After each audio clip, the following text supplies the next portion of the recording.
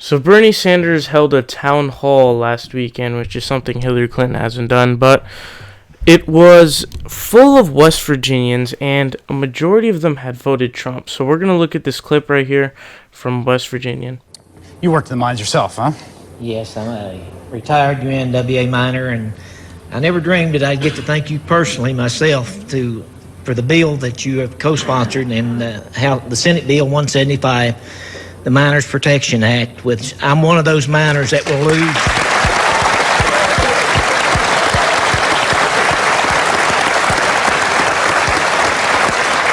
I'm one of those miners that will lose his health care at the end of April if they don't pass that law. I come from local 1440 in Matewan. It's a little old town on down the river where McDowell's water goes to when it leaves McDowell County. And we're one of the largest locals in the UMWA. We have over 800 members, all inactive. They're all retired. So we look at things different, and we look at our health care and what we've already worked out. We're not going to mine any more coal. Our coal mining days are over, and we looked at to have the funds that we worked for And that were promised to us taken care of. That's all we asked. And I think it's kind of ironic that a senator from the Northeast Yes. takes care of my benefits better than someone like Mitch McConnell.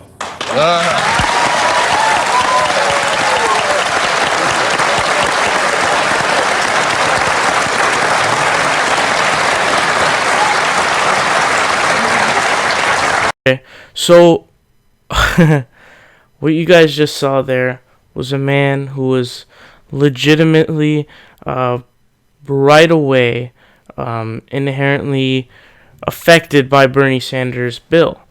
So Bernie Sanders' bill was he had co-sponsored a bill that was for Medicaid expansion for coal Miners Protection Act, I believe it is.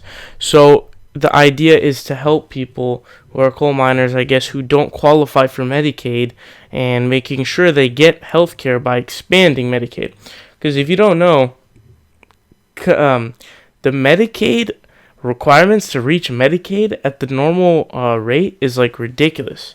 So you have to be over 65, and then there's some other ones too. But basically, if you're not 65 and you don't meet the other requirements, so I'm assuming this guy isn't 65. He doesn't look 65.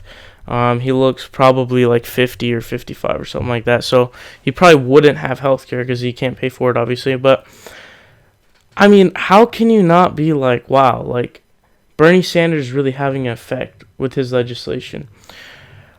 And some Republicans really think this dude's a bad dude. Like, they think he's a jackass. Like, I can't believe the ignorance and the ridiculousness of this. But it's just so, awesome to see. Like, we know we would have won this election, okay? Because it's about the people and it's for the people.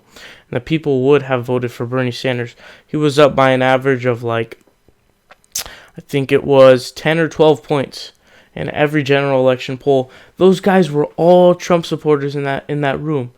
They all had the stereotypical accent, but I guarantee they would have voted Bernie Sanders over Donald Trump. And we're going to see some more clips from this town hall that'll show some of those things that were going on. And I'm going to make some parallels and throw some cases for you guys to hear. But it really is surreal to be able to see the people that his legislation, the workers, the poor people, the Medicaid expansion. Because think about it, the people, and a lot of Republicans say this, but like the requirements for Medicaid are extremely, extremely hard. So we need Medicaid expansion because the requirements to be able to get it are so tough. It's unbelievable. So you have to meet some really scarce, like, the poverty line is really fucking low.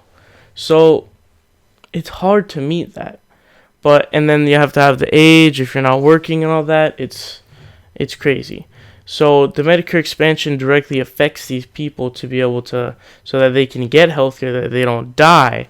Like this idea that, we're lagging behind so many countries. This idea that, that like somehow we can't have a single payer system when all the other industrialized world has it. I keep saying this over and over again, but even Brunei, a country with Sharia fucking law, has single-payer healthcare. What does that say about our supposed moral code, moral compass? American exceptionalism, my ass. Our healthcare system sucks, and we need to work towards a Medicare for all system so that workers like this don't die simply because they can't afford healthcare and they can't work.